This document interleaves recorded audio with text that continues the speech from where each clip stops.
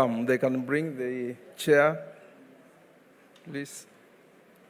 Thank you. Thank you. Hi, how are you? Do you want the chair? I won't take long. No, I can start. Okay, all right, all right. Thank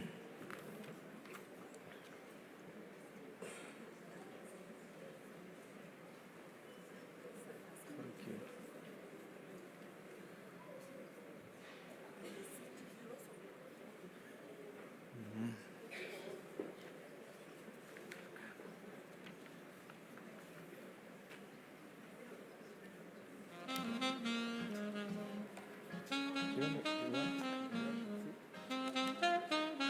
Oh, they're bringing this.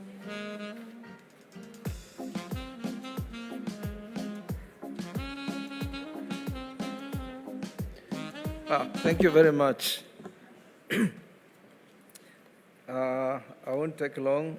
I just want to make a few comments, after reading this book.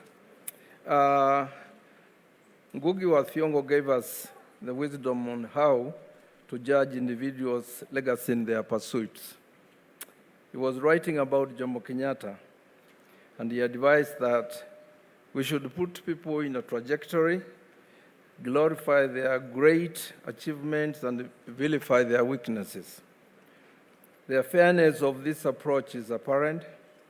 You end up taking great lessons which are critical to the struggles we face, particularly the ideological and political ones. And those who buy the book, I urge you, to read the memoir and adapt that strategy. Having been in public service myself, I see Martha making one great point in this book.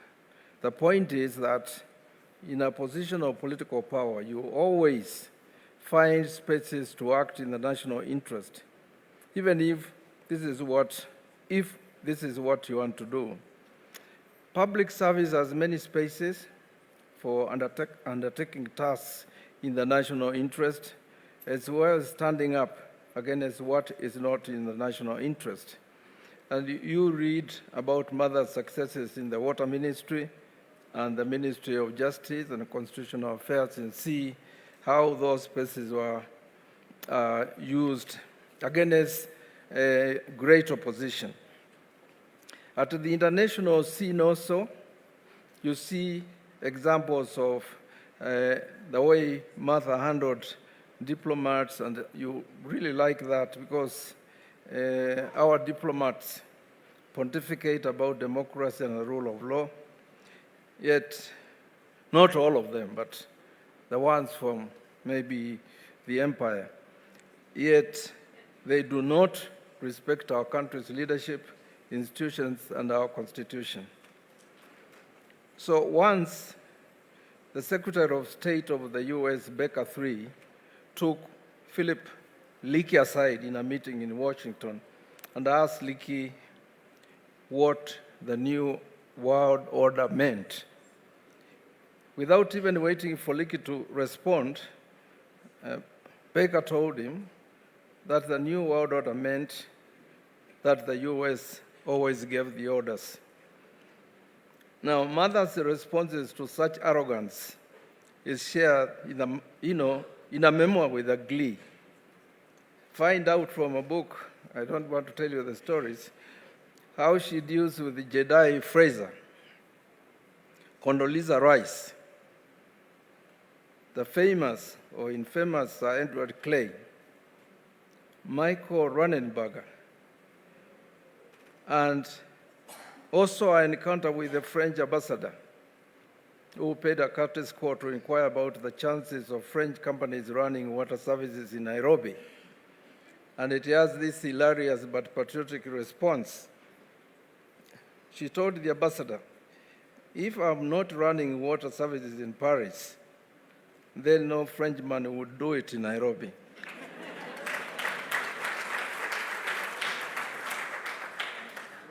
Our relationship, of course, with other ambassadors is also an example that you could still have solidarity with other diplomats from other countries.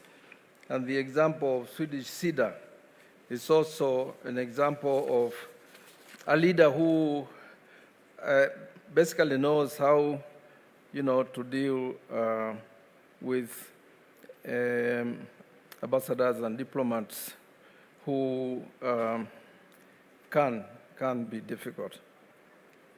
Now, it is said that the apple does not fall far from its tree, and mother's quest and struggles for gender equity and equality, progressive feminism can be traced, in my view, to a paternal grandmother, a woman called Mutunga. You can read about her on page 19. And those of us who know mother will recall many stories about her that reflect Mutunga's DNA. And you have been told many of those stories today. And our parents also have been our role models, and she dedicates the book to them.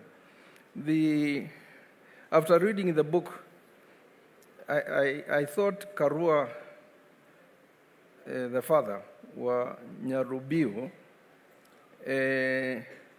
was maybe what you might call a reluctant feminist masculine. The people who are men, we can be very patriarchal, we can be very male chauvinist, but we're ready to change.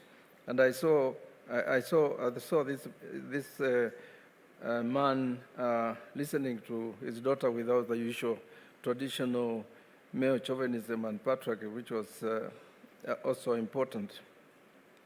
The memoir has a rich history of our constitution-making processes and its promulgation.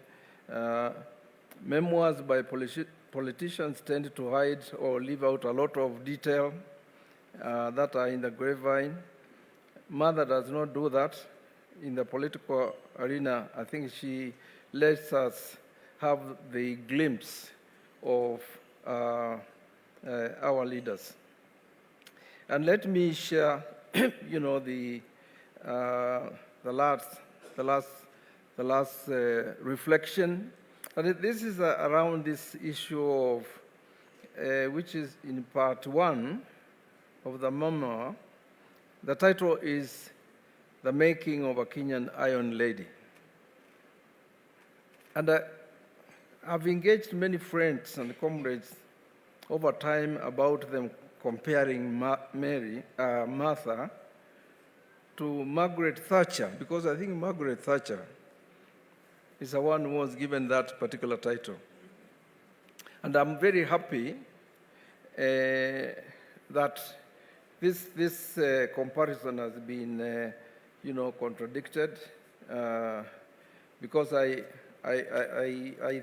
think I don't want to say a lot about Margaret Thatcher, but the comparison, and I think it's wrong. I don't know who started it.